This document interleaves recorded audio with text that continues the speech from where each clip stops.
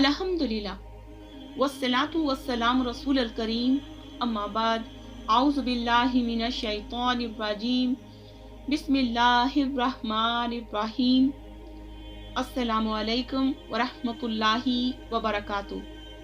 सही अल बुखारी हदीस मुबारक किताब उस सलात फी मस्जिद मक्का वल मदीना, मक्का और मदीना की मसाजिद में नमाज पढ़ना।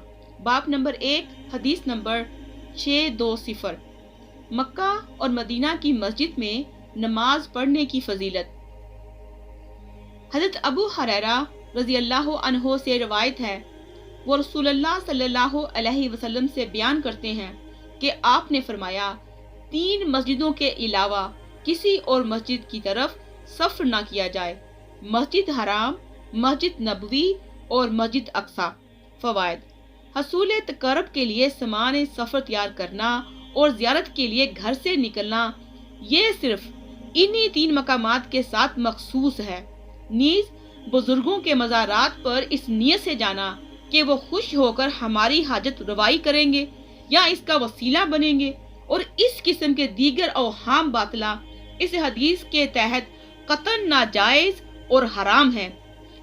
हदीस नंबर 621।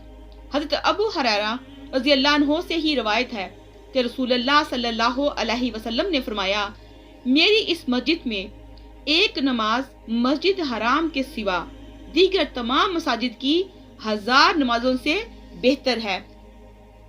फ़वाइद: मेरी मस्जिद से मुराद मस्जिद नबवी है। हज़रत इमाम बुखारी का मकसूद ये है कि मस्जिद नबवी की ज़ियारत के लिए सामान सफ़र बांधना चाहिए, और जो वहाँ जाएगा लाजमी तौर पर उसे रसूलुल्लाह सल्लल्लाहु अलैहि वसल्लम और हज़रात शेखीन पर दुरूद व सलाम की साबतें हासिल होंगी। बाब नंबर 2 हदीस नंबर 622। मस्जिद कबा का बयान। हज़रत इब्ने उमर रज़ी अल्लाह अन्हुमा से रवायत है कि वो नमाज चाश्त 2 दिनों के अलावा किसी और दिन में ना पढ़ते। एक, जब मक्का मुकरमा आते तो ज़रूर पढ़ते, क्योंकि वो मक्का में चाश्त ही के वक्त आते थे। तवाफ करते, फिर मकाम इब्राहिम के पीछे 2 रकत नमाज पढ़ते, और दूसरे जिस दिन कबा जाते इस दिन भी नमाज चाश्त पढ़ते थे। वो हर हफ्ता मस्जिद कबा जाते, जब मस्जिद में दाखिल होते तो नमाज पढ़े बगैर वहां से निकलने को बुरा ख्याल करते। इनका बयान है कि रसूलुल्लाह सल्लल्लाहु अलैहि वसल्लम मस्जिद कबा की ज़ियारत के लिए कभी सवार और कभी पैदल जाया करते, और ये भी कहा करते थे कि मैं इस तरह करता हूँ जैसा कि मैंने अपने दोस्तों को करते देखा है, और मैं किसी को मना नहीं करता कि रात या दिन में जब चाहे नमाज पढ़े। हाँ, कसदन सूरज निकलते या गुरूब होते वक्त नमाज ना पढ़े।